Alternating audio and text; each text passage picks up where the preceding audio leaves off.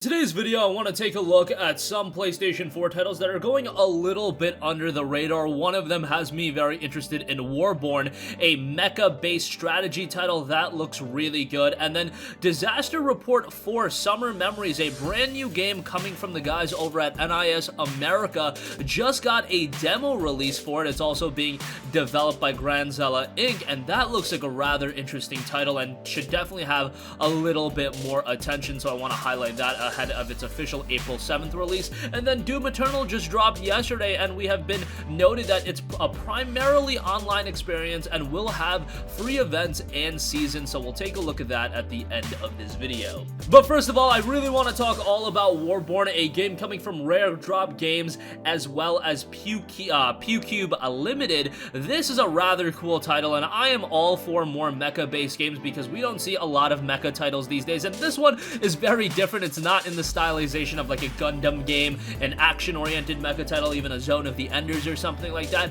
However, there was an in-depth PlayStation blog post that was posted that gives us an idea of the game and it being more of a strategy-based, turn-based tactics title, but that looks rather good. The game's main note of information notes: rise up and deploy for battle in the variable armor, a technology advanced suit of war featuring turn-based tactics and quick-fire clashes. Lead a strike force of deadly mecha towards victory and bring peace to the solar system. As noted by Josh Regan, the director over at Rare Drop Games, Warborn is set in the Oro system, where the discovery of a material known as Illonite has given way to rapid technological advancement. Expanding into space, disputes over territory leave mankind divided, dragging the system into an era of war. This new age sees the creation of the variable armor. These are the mechas that you'll be piloting, an advanced bipedal weapon controlled by a human pilot, which changes the face of Warface across the system forever. The campaign of Warborn sees you take the helm as one of 4 commanders, each with their own allegiances and motivations. Tensions between factions are high in the aftermath of a major conflict, and new threats are beginning to emerge. As commander, you'll be deploying your variable armor forces to the battlefield across the solar system, from planet Carulia to the space colonies of Nathalis. The gameplay itself is noted to be turn-based, swapping back and forth between you and your opponent. During your turn, you'll be aiming to complete various mission objectives by directing your variable armor units across the battlefield, calling in reinforcements from dropships, and issuing commands to engage the enemy. After moving a unit, you'll be presented with a set of skills that are unique to each type of variable armor. These skills allow you to take action, attacking the enemy, capturing structures, or assisting allies depending on the abilities of that particular variable armor. Once the enemy is in your sights and you've chosen an attack skill, the tactical map will explode away and transition into a cool combat sequence that looks rather nice. Even though it's a little bit simplistic in design, I think it works well for the presentation of the game. The game at its core is a turn-based tactics game, but there are also elements you'll be familiar with if you like strategy games too, such as capturing structures to gain resources and spending those resources to deploy new variable armor units, very reminiscent of something like a real-time strategy game.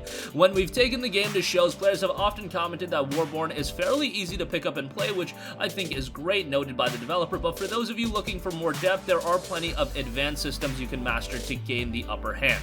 A good example of one of these advanced systems is the defense rating system. As you learn more about the capability of each variable armor, you'll notice attack skills are categorized into 3 damage types: kinetic, energy, and explosive. Variable armor units have different defense ratings against these damage types, so knowing which one to use against the enemy variable armor will give you an edge from battle. And if you want something outside of the single-player campaign, Warborn also features a skirmish mode where you can play against the computer with custom match settings, or if you're feeling super competitive, they also support online multiplayer in Warborn. And if you want to get creative, a full map editor is also included with the game, and you can play your custom maps against either the AI or other players in private multiplayer matches.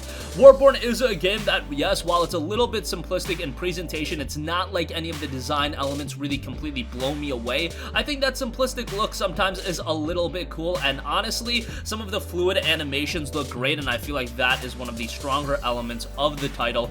More games that just have a mecha influence is something I'm going to be all over, even if this isn't your traditional mecha game. Look, you don't have to make every mecha game the same exact way. You can make it a strategy game, you can make it more of a turn-based tactics game, and I'm happy that Rare Drop Games here is trying to break new ground a little bit by trying something different with the mecha archetype of design. Warborn at this point is scheduled to be released on June 12th. Definitely keep an eye on it, and as we get closer to its release, I'll definitely let you guys know more about it. Another game you guys should know more about, because I am hardly seeing anyone talk about it, is Disaster Report 4 Summer Memories. A PlayStation 4 and Nintendo Switch demo just dropped, and it's available now in the West, and you can try out the game ahead of its April 7th release. Now, Disaster Report 4 Summer Memories is a very interesting game being published by NIS America, and honestly, it's a little bit different than the typical game I see NIS publish. NIS publishes a lot of more casual, bubbly games. Maybe I shouldn't say casual, however, they definitely don't publish a lot of mature-oriented titles. I mean, they've published games like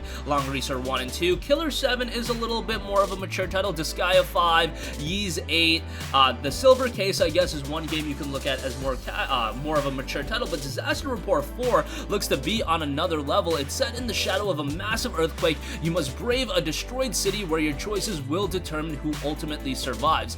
A calm summer day turns into a catastrophe when a massive earthquake strikes your city, throwing buildings and lives into chaos. In order to survive, you must navigate familiar locations under unfamiliar circumstances.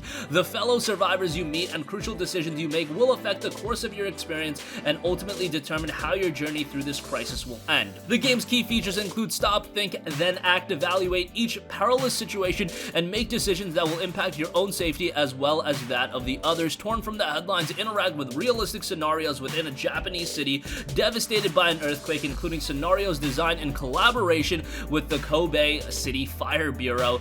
Danger around every corner, navigate a multitude of crises from collapsing buildings to raging fires in city aplomb with peril. This is a game that definitely just right out of the gate has a very, very mature tone set for it, and it's set during a massive earthquake that strikes the city you're visiting. You find yourself at the epicenter of a chaotic and catastrophic crisis. It's up to you to rise above the calamity, gather your thoughts and your fellow survivors, and outlast the disaster. Aftershocks, fires, collapsing buildings and debris, and unstable ground are but a few of the threats you'll face through the nightmarish circumstances, and it's up to you to decide on what to do, and things are gonna be collapsing as you play. It looks like a bit of a chaotic game, but again, a demo is available right now, so give that a look. I think this is a game that's gonna end up surprising a lot of people, and ultimately, I do think it's just gonna depend on what this game is priced at $59.99. Maybe not everyone will check it out, but hey, if you enjoy the demo, this might be one that ends up on your radar as well ahead of its April 7th release. And lastly, I do want to give you guys a heads up on Doom Eternal. Of course, the game dropped yesterday, and it's been getting very, very good reviews. It was announced that Doom Eternal, like most modern AAA games, will let you earn a wide variety of cosmetics, but how will you actually get said cosmetic goodies? Well, in a new dev diary, id Software's Marty Stratton and Hugo Martin describe how the game's live service elements will work, and check it out for yourself if you do have a few minutes to spare. Basically, players will be able to earn XP by playing all of the game's modes. They are all interconnected, including the story campaign and battle mode multiplayer. It's implied Doom Eternal will be getting a variety of free add-on content, limited time events, and at one point Stratton mentioned seasons, so yeah, it will be your standard games as a service approach. Noting Doom Eternal comes fully integrated with online features, rewarding your skills with XP, unlocking awesome cosmetics like player skins, weapon skins, nameplates, podiums, and more to personalize your experience in the single-player campaign, battle mode, and even the main menu. And yes, you can earn XP for the events just by playing the campaign, so that's really cool that if you're just a campaign guy, you can play through the campaign and get XP that way as well. I really like when games interconnect the campaign through getting a lot of content online. I remember a game like Killzone Mercenary doing that on the PlayStation Vita, and I was like, okay, that's really cool, and I'm happy they did that, and now that's something I just want to see out of more multiplayer titles. To track events, progress, and ensure you get your in-game rewards, a Bethesda.net account login is required to enjoy Doom Eternal online. There is no offline mode for the game while connected to the internet, so that is something to note as well. Doom Eternal has been getting stellar reviews. I personally have not had a chance to jump into it yet, but that is probably something I'm going to be doing in the very, very near future, as the game is exactly the visceral kind of experience that I need right now. And that's going to conclude this video. Again, for those of you guys that want interesting mech-based titles, Warborn is a title to definitely keep on your radar. I think it looks rather good, but it is a turn-based tactics strategy-based game. It might not be up everyone's alley, but I do like what that game is cooking up over at Rare Drop Games. Disaster Report 4 Summer Memories has a demo available right now in the the West, and Doom Eternal is a primarily online experience and will have free events and seasons. That's gonna conclude this video. Sound off with all of your thoughts in the comment section down below. Thank you for watching, and goodbye. Hey guys, we hope you enjoyed the video, and if you did, make sure to hit the subscribe button, and if you're already subscribed, do us a favor and hit the bell icon. This way you'll be notified whenever we post a new video. That's the best way to keep up with all of our uploads, and we usually try to upload 2 videos a day. And with the bell icon hit, you'll be notified whenever we do upload a video. As always, thanks for watching.